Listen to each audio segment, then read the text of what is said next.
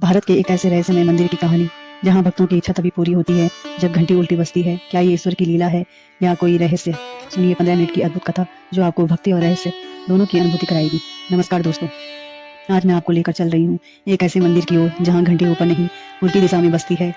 लोग कहते हैं जब यह घंटी उल्टी बजती है तब कोई ना कोई इच्छा पूरी होती है, लेकिन कैसे?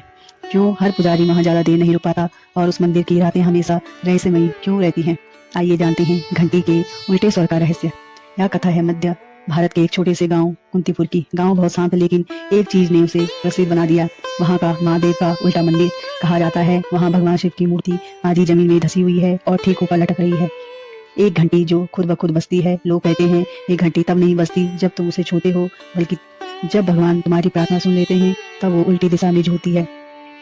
लगभग 100 साल पहले इस जगह पर एक साधु रहते थे, भैरवनाथ बाबा। बाबा का नियम था प्रार्थना पहले कर्म से होती है फिर शब्द से। एक दिन गांव में भयंकर सूखा पड़ा। लोग मंदिर आए पर किसी की प्रार्थना सुनी नहीं गई। तभी बाबा ने कहा भगवान तब तक नहीं सुनेंगे जब तक हम खुद किसी और की पुकार नहीं सुनते। उस रात बाबा मंदिर में अकेले बैठे थे। उन्होंने भगवान शिव से कहा, प्रभु अगर हमारी प्रार्थना सच्ची है तो कोई संकेत दीजिए। तभी अचानक घंटी उल्टी दिशा में हिली, जैसे किसी ने नीचे से ऊपर की ओर खींचा हो।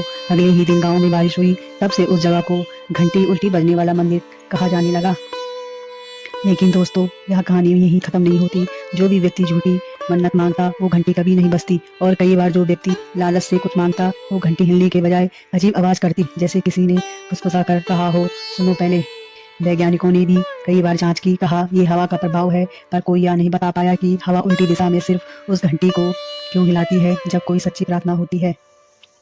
हर साल सावन के महीने में वहाँ भक्तों की भीड़ लगती है, पर मंदिर के नियम अलग हैं। यहाँ कोई मालाएं नहीं चढ़ाता, कोई घी का दीपक नहीं जलाता, बस अपने दोनों हाथ जोड़कर अपने किए हुए किसी एक अच्छे काम को याद करता है।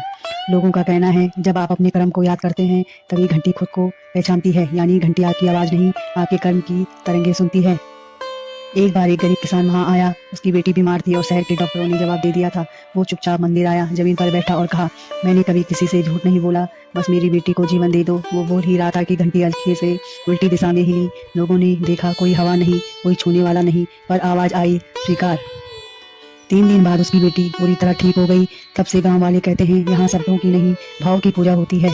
आज भी जब कोई वहां जाता है तो पुजारी सिर्फ एक ही बात कहता है, सिर्फ मांगना नहीं, याद करो तुमने दिया क्या। यही उस घंटी का रहस्य है। वो उल्टी इसलिए बजती है क्योंकि वह हमें याद दिलाती है ईश्वर की ओर बढ़ने का रास्ता नीचे झुकने से शुरू होता है। घंटी उल्टी हिलती है ताकि हम झुककर विनम्र बने। वो कहती है सच्चा भक्त वही है जो खुद को छोटा मानकर दूसरों को बड़ा भला चाहता है। दोस्तों, अगर कभी जीवन में ऐसा समय आए जब आपको लगे कि आपकी प्रार्थना सुनी नहीं जा रही है तो एक बार खुद को देखिए, क्या आपने किसी की पुकार सुनी है। याद रखिए, जब हम किसी के लिए कुछ अच्छा करते हैं तो तरंगे ऊपर तक पहुंचती है, और वही तरंगे उस उल्टी घंटी को हिलाती हैं। भक्ति शब्दों से नहीं, कर्म से होती है, और यही संदेश देता है घंटी उल्टी बजने वाला मंदिर। अगर आपको यह कहानी पसंद आई हो तो कमेंट में हर दिल में घंटी बजे लिखिए, और इस वीडियो को उन सब तक पहुंचाइए जो मानते हैं भगवान सुनते हैं और सही वक्त पर। फिर मिलेंगे एक नई और रहस्यमयी कथा के साथ। जय भोलेनाथ।